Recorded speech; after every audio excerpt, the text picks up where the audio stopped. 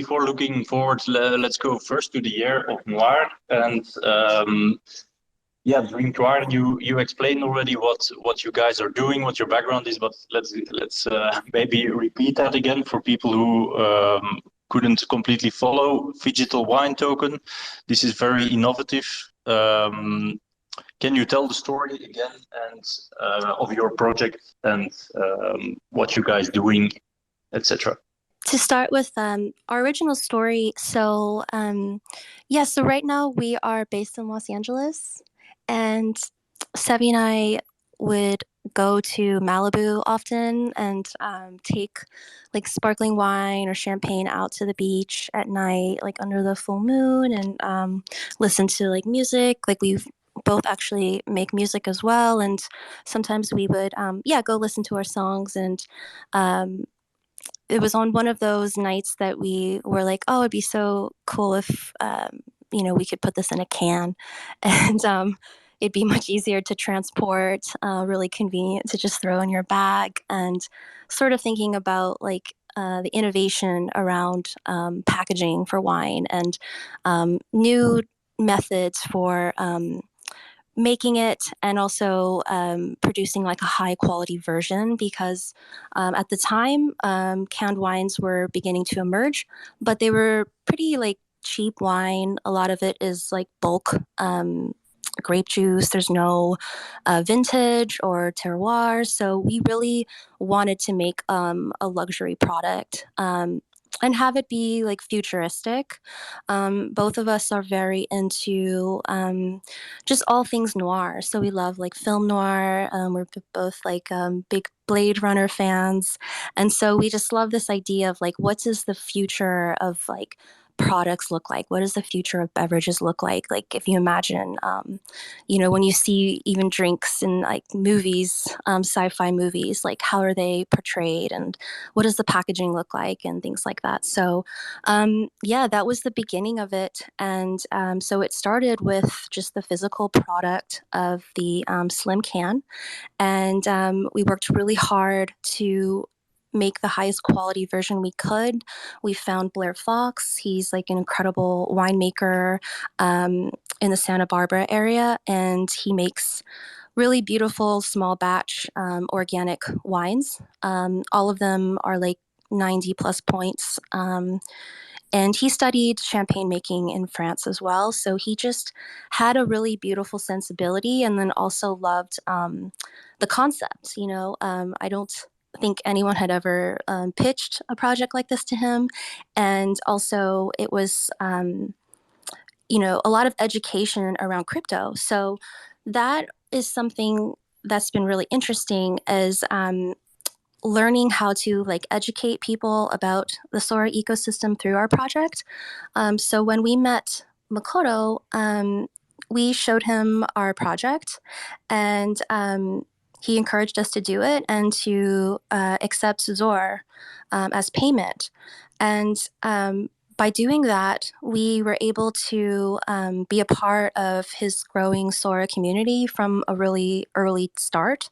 So we've been here from pretty much the beginning, and it allowed us to make great friends and also to have our wine at different crypto events in the world. So we started getting orders, like once we produced the first slim can of Noir.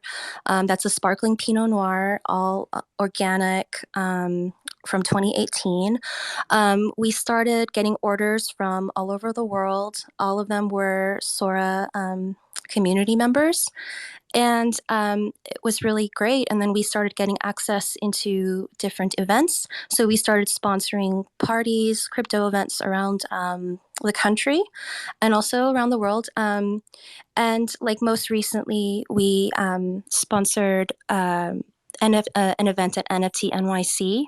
And that was sort of a nice foray into the NFT space, because it was just so beautiful to see our wine in this gallery that D1 Ventures had curated. So it was like this beautiful old gallery from like the 1800s with like chandeliers and marble, and just so classical, and then to have these like screens inside with like NFTs being shown like from Singular and just from their collections was really cool and just like a really amazing juxtaposition.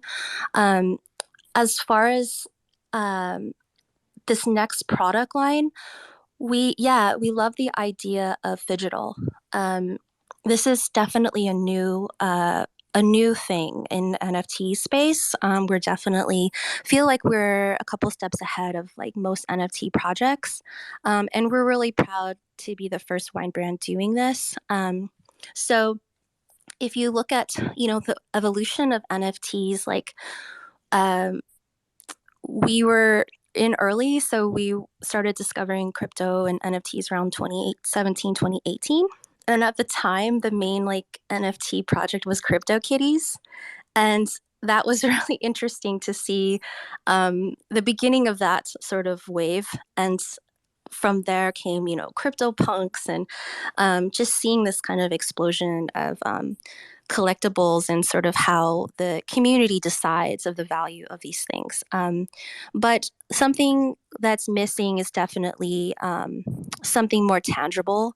And so actually the first phygital product was Unisocks.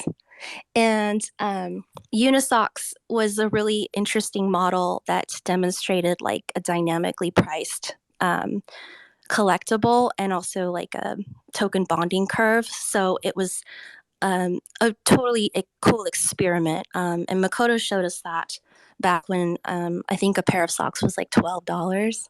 And I think now a pair of socks is like 90,000 or something. So it's pretty interesting to see people's takes on this. And it's such a new space that we imagine that many luxury product houses and companies are going to start doing this idea of phygital where you purchase the NFT, but then you can also redeem it and get like a physical item.